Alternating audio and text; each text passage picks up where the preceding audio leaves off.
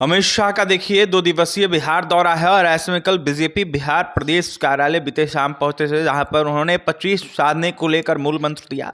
इसके साथ ही 25 में कैसे प्रदर्शन किया जाए, किस तरीके से तैयारी की जाए, इसको लेकर चर्चाएं हुई।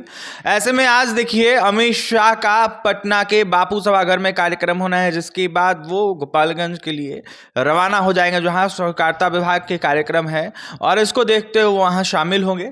बता दें आपको कि तेजस्वी यादव लगातार जो है एनडीए सरकार पर हमलावर है, कई तरह के प्रश्न उठा रहे हैं, तमाम अनेक मुद्दों पर चर्चा करेंगे। इस वक्त देखिए हमारे साथ बात करने के लिए बीजेपी से हायाघाट विधायक रामचंद्र प्रसाद हैं, जुड़ेंगे, बात करेंगे। रामचंद्र जी, सवाल रहेगा आपसे, कल बैठक बुलाई गई, उस बैठक में आप भी शामिल दिखे, क्या कहेंगे, क्या कुछ रणनीति बनी, क्या कुछ चर्चाएं हुई कल बैठक में?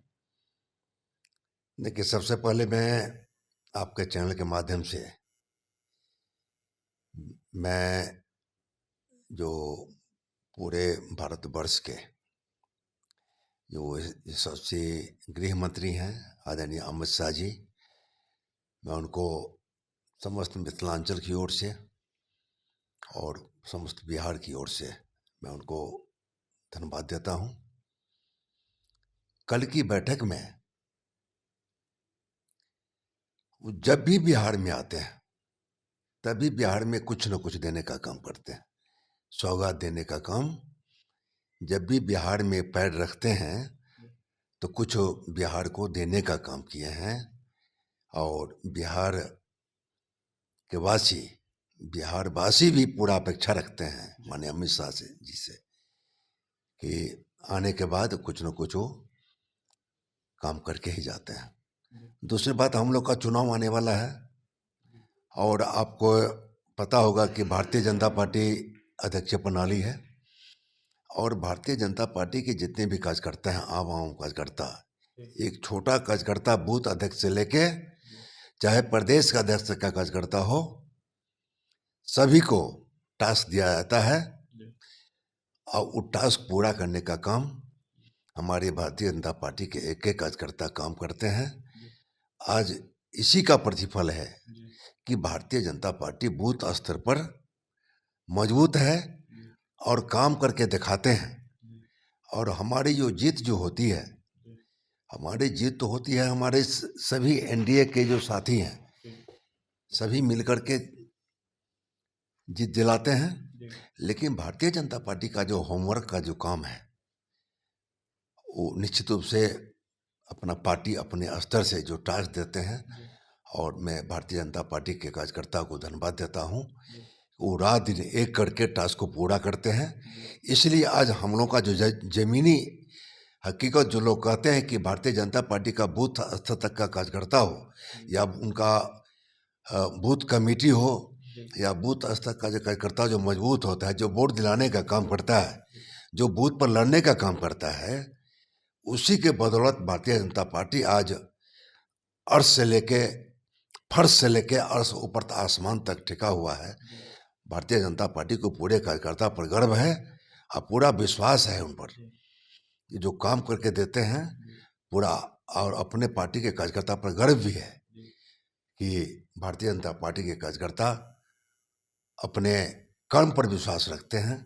25 को लेकर क्या चाहे एनडीए की कोई भी साथी आवे, भारतीय जनता पार्टी के कार्यकर्ता ईमानदारी से, उनको केवल सम्मान चाहिए, सम्मान के साथ एनडीए का जो भी साथी आएगा उनको जिताने का काम करेंगे पूरा। वो 25 को लेकर क्या रणनीति बनी?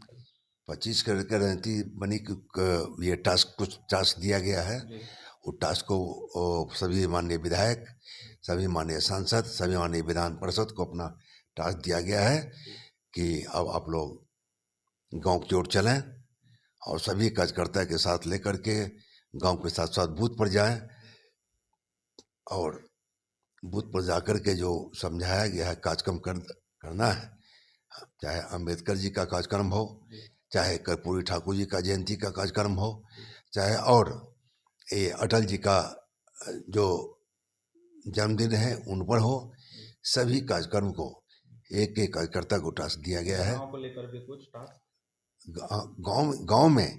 गांव में सभी कार्यकर्ता, सभी जो हमारे जनप्रतिनिधि हैं, सभी को लेकर के पूरा बूथ तक घूमना है और काम करना है। एक सवाल रहेगा आपसे, नेता प्रतिपक्ष तेजस्वी यादव इन दिनों भ्रष्टाचार पर काफ़ी ज़्यादा सवाल उठा रहे हैं। वो कह रहे हैं कि बिहार के अंचल में बहुत ज़्यादा भ्रष्टाचार बढ़ा हुआ है। उन्होंने कहा है कि कहीं भी सीओ जो है वो सुनते नहीं है, किसी विधायक की चलती नहीं है, चाहे वो सत्ता दल का हो या फिर विपक्ष का हो। जो भी बातें होती है सीधा सीएम हाउस के जो अधिकारी हैं वो बात करते हैं, ट्रांसफर पोस्टिंग भी वही करते हैं।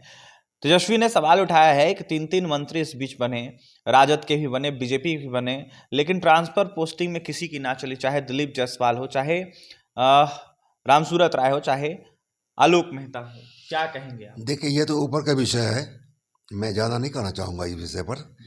लेकिन जहाँ तक ये भ्रष्टाचार की बात है, भ्रष्टाचार की बात, ये तेजस्वी जी को जोड़ याद पड़ता है उनको। उनके जब माता पिताजी मुख्यमंत्री थे तो उनके ऑफिस से, उनके आवास से भ्रष्टाचार का वो उसका खाका बनता था कि कहाँ किससे वसूलना है, कहाँ किसको अपहरण करना है, कहाँ किसको लूटना है, कहाँ किसको क्या कहते हैं, ये अपने वो तो अपने आरोपित हैं। उनके माता पिता तो खुद आरोपित हैं चारा घोटाला में, ये अलकतरा घोटाला में, या कौन कौन घोटाला कहाँ कहाँ घोटाला किए हैं। तो उनको तो याद पड़ता है, वो दिन याद पड़ता है। इसलिए जो साधु रहते हैं वो साधु की बात करते हैं, जो जिस तरह का रहते हैं उस तरह का संस्कार उस दिमाग में आता है। तो उनके माता पिता ने जो किया है उसका तो ध्यान उनको जरूर रहेगा, याद पड़ता है उनको कि ये एनडीए सरकार में, ये बिहार के विकास पुरुष माननीय नीतीश कुमार की सरकार है, और इनके सरकार में न कभी दोषी को बचाया जाता है और न कभी निर्दोष को फंसाया जाता है। ऐसा जीरो टॉलरेंस पर काम चल रहा है। और ये जो तेजस्वी जी बोल रहे हैं, तो बोलने के लिए ये स्वतंत्र हैं, बोल ही सकते हैं, क्यों नहीं बोलेंगे। कम से कम बोल के अपना भड़ास को निकाल रहे हैं। लेकिन उनको सोचना चाहिए था कि उनके माता पिता के सरकार में जो हो रहा था वो क्या हो रहा था, उस दिन याद करें, आज का समय याद करें। देखिए, उनके माता पिता के कार्यकाल में क्या होता था वो समय को याद करे और आज के समय को याद करे, काफ़ी ज़मीन आसमान का अंतर है। ऐसे में जो डील है वो होती थी, डील का खाका तैयार होता था, किससे कितना वसूलना है, किससे कितना लूटना है और कैसे कहाँ भ्रष्टाचार करना है। बड़ा सवाल है, नेता प्रतिपक्ष को शोभा नहीं देती ये सब बातें जो कर रहे हैं। इसके साथ ही देखिए, बीजेपी से हाईगार्ड विधायक ने जमकर निशाना साधा। ऐसे में रामचंद्र प्रसाद ने यह साफ तौर पर कहा है कि तमाम अनेक चर्चाएं हुई है। कल अमित शाह ने जिस तरीके से 25 साधने को लेकर जो रणनीति है वो बताई है, ऐसे में अब जाकर कार्यक्रम करेंगे और इसके साथ ही तमाम अनेक विषयों को लेकर क्षेत्र अपने घूमेंगे, चाहे वो विधान पार्षद हो, चाहे विधायक हो, चाहे मंत्री हो, चाहे सांसद हो, तमाम अनेक लोग जो हैं वो कार्य करेंगे। ऐसे में Bharatiya Janata party booth level पर इसलिए मजबूत है क्योंकि सब लोग एक्टिव हैं। और तमाम खबरों के लिए बने रहें हमारे साथ।